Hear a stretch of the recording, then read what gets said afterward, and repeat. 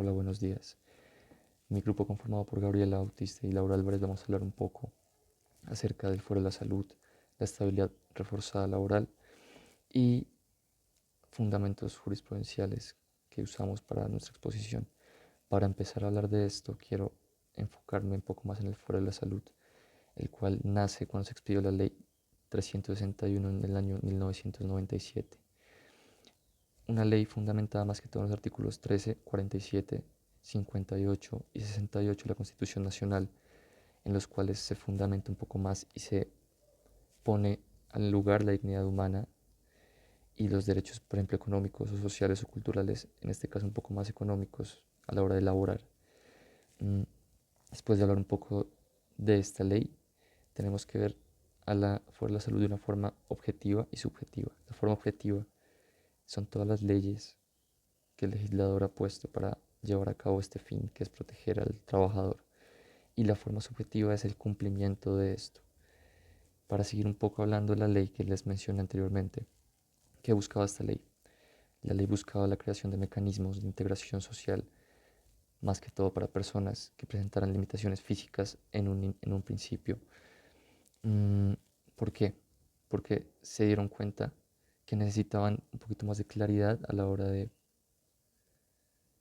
hablar y de interponer unos derechos especiales para estas personas en una condición no óptima. Mm, La ley habla más que todo de 5 puntos fundamentales para estas personas en esta condición, que son la prevención, la educación, la rehabilitación, la integración laboral y el bienestar social. Mm, Es importante porque las personas en condición de discapacidad por lo general son rechazadas en el ámbito laboral. Entonces, ¿qué buscaba esta ley? Buscó, por así decirlo, cobijarse y fundamentarse en tratados internacionales como lo son la Declaración de los Derechos Humanos, Declaración de los Derechos de Deficiente Mental aprobada por la ONU, la Declaración de los Derechos de Personas con Limitación, entre otros. Mm, ¿Qué busca esta ley? Busca dar un amparo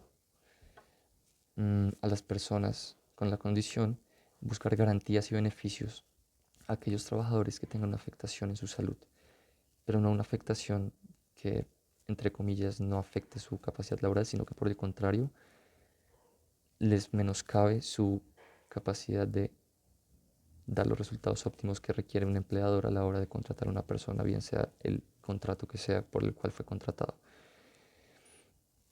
Cabe aclarar también que esta, por así decirlo, accidente o enfermedad pone al trabajador en una condición fuera de lo normal de vulnerabilidad e indefensión. ¿Qué pasa con esto? Al momento que un trabajador entra en esta forma de indefensión, el, el contratante mm, puede tomar ciertas determinaciones, bien sea una enfermedad psíquica, física o sensorial que haya sido causada o no en su labor, pero que sí o sí afecte su capacidad de cumplir las tareas que se le han puesto. También esta ley ampara los accidentes laborales, una enfermedad que viene con conexidad a cierta clase de labor, también viene cobijada en esos amparos. ¿Qué pasó en el año 2017? En el año 2017, la Corte Constitucional hizo extensivo este amparo para contratistas también, pero, como todo, tiene un procedimiento y puntos básicos, como que el empleador tiene que conocer a cabalidad la situación en la que se encuentra su empleado, que claramente no puede despedirlo sin una justa causa. ¿Por qué? Porque si el empleado comunica a su empleador que tiene una deficiencia laboral, que tiene una enfermedad, que tuvo un accidente y éste lo despide sin una justificación, se supone o se infiere que el despido fue causa de esta. ¿O qué otra cosa podemos ver? El empleado, el empleador tiene que solicitar un permiso al Ministerio del Trabajo a la hora de despedir a un trabajador, bien sea por justa o por una no justa causa. Tiene que pedir el permiso, si no puede incurrir en una multa de 180 días hábiles del trabajo de la persona que despidió, además de su reintegración a un puesto igual o superior al que tenía, aparte de la indemnización que se le tendrá que pagar. Mm, También me parece fundamental aclarar un poco los niveles de discapacidad a los cuales puede llegar un trabajador. Discapacidad que tiene que estar expresa en el carnet de afiliado al sistema de seguridad social. Hablamos de discapacidad moderada, severa o profunda. Mm. En una discusión, la Sala de Casación Laboral precisó que dependiendo del grado de discapacidad anteriormente mencionado, iba a entrar a tasar un poco la garantía que el empleado iba a tener como derecho. Pero ¿qué pasaba ahí? Pasaba que si el empleado tenía una discapacidad inferior al 15%, quizás no se le iban a garantizar ciertos derechos, ciertas garantías que debían serle garantizadas.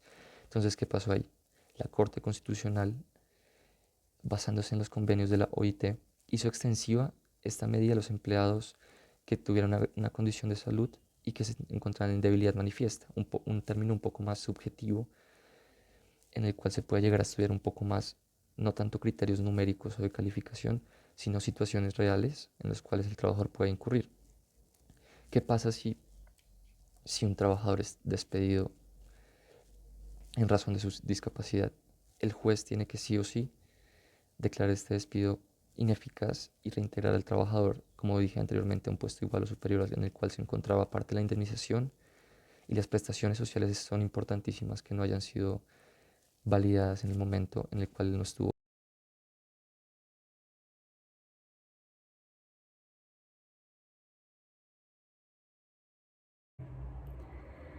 La estabilidad laboral reforzada en Colombia puede entenderse como un derecho derivado al derecho al trabajo, el cual está plasmado en el artículo 53 de la Constitución Política en Colombia, que traza esas líneas de garantías sobre las cuales todo empleador debe basarse al momento de ofrecer tanto condiciones laborales, oportunidades laborales, y asimismo debe garantizarlas durante toda la vinculación laboral con sus trabajadores. Asimismo, debe entenderse que estamos en una sociedad que presenta diferentes grupos, los cuales presentan algunas vulnerabilidades más que otros, ya sea económicas, sociales o físicas. Pero esto no será motivo en ninguna situación para que se usen de estas diferencias para discriminar u ofrecer menores garantías o menores accesos a estos derechos.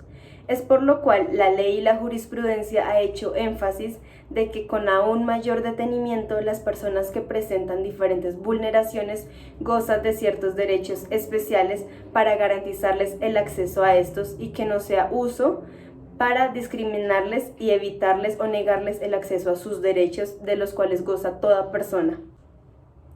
Pese al conocimiento y la importancia que se tiene sobre estos grupos poblacionales con vulneración, no se encuentra en la legislación una definición de lo que puede darse por entendido de estabilidad laboral reforzada. Es por eso que la Corte se ha tomado el tiempo para tratar de darle una definición o una aproximación de lo que puede darse como estabilidad laboral reforzada. En la sentencia de tutela 320 del 2016, la Corte lo ha entendido como ese derecho al que gozan estas personas a tener una vinculación laboral, a no ser despedidas en razón de su vulnerabilidad, a contar con el trabajo siempre que se les requiera y si se despiden, ser despedidos según una causal objetiva de las cuales están diseñadas en la ley. Y por último, para que este despido sea efectivo, deberá contar con una autorización de una autoridad judicial competente. Si esto no llega a suceder, ese despido podrá tomarse como ineficaz y la persona tendrá que ser vinculada nuevamente al trabajo, reintegrándole los salarios que perdió en el tiempo que estuvo desvinculada, así mismo como el derecho a una indemnización por los perjuicios que pudo habérseles causado en el tiempo que se le desvinculó por motivo de su vulnerabilidad. Este acercamiento a las protecciones que gozan las personas con diversas vulnerabilidades ha dado a entender tanto las barreras y obstáculos que levanta la sociedad y la legislación para su fácil vinculación. Es por este motivo que el Estado debe continuar trabajando por ser el primer garante para que este tipo de derechos se entiendan como fundamentales, para poder proporcionarle así a estos sujetos el ser incluidos dentro de la sociedad, gozando en igualdad y mismas proporciones como sujetos de derechos. Como objetivo específico planeamos dar a conocer la importancia y la evolución que ha tenido la estabilidad laboral reforzada y el Foro de Salud. Asimismo, damos unos diferentes conceptos y construimos una línea jurisprudencial para dar una perspectiva clara y amplia de lo que ha sido verdaderamente y es la estabilidad laboral y el fuero de salud dentro de la población colombiana y cómo se ha comportado con ella a lo largo de los diferentes años.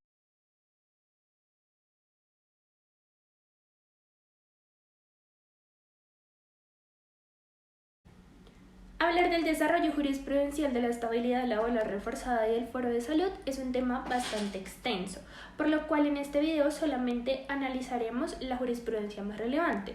Primero analizaremos las sentencias más relevantes acerca de la estabilidad laboral reforzada y luego hablaremos de las sentencias más relevantes acerca del fuero de salud.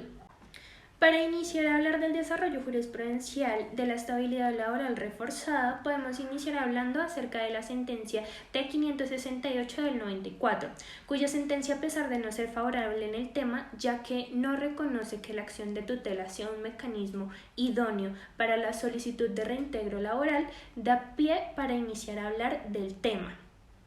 Luego tenemos la sentencia C531 del 2000, cuya sentencia es muy relevante en el tema, porque es la primera sentencia que establece el concepto de estabilidad laboral reforzada para los discapacitados, distinguiéndola de las mujeres embarazadas. A continuación tendremos la sentencia T519 del 2003, cuya sentencia también se convertirá en una de las más importantes en el tema, ya que establece que la acción de tutela sí es un mecanismo idóneo para intervenir en estos asuntos, siempre y cuando se demuestre el nexo de causalidad entre la enfermedad o la discapacidad y el despido. La sentencia T062 del 2007 es una sentencia muy importante, ya que establece ciertos porcentajes para establecer cuál es la magnitud del daño de la limitación o la enfermedad del trabajador. También tenemos la sentencia T039 del 2010, siendo una de las sentencias más importantes, ya que establece las subreglas constitucionales para la aplicación de la estabilidad laboral reforzada. Continuando con este desarrollo jurisprudencial, podemos iniciar a hablar del fuero de salud.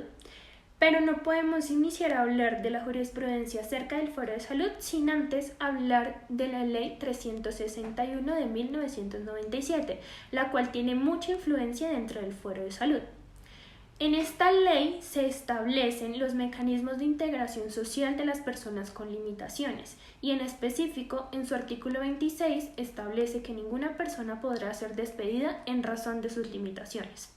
Ahora sí, continuando con la jurisprudencia, iniciaremos hablando de dos sentencias, la T295 del 2008 y la T519 del 2003.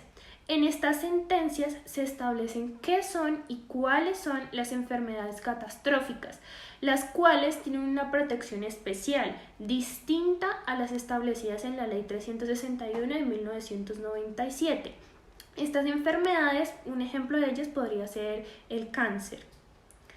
Luego tenemos la sentencia T664 del 2007, en el cual la Corte Constitucional estableció como principio fundamental del fuero de salud el principio de no discriminación y también definió y estableció las condiciones para la protección foral.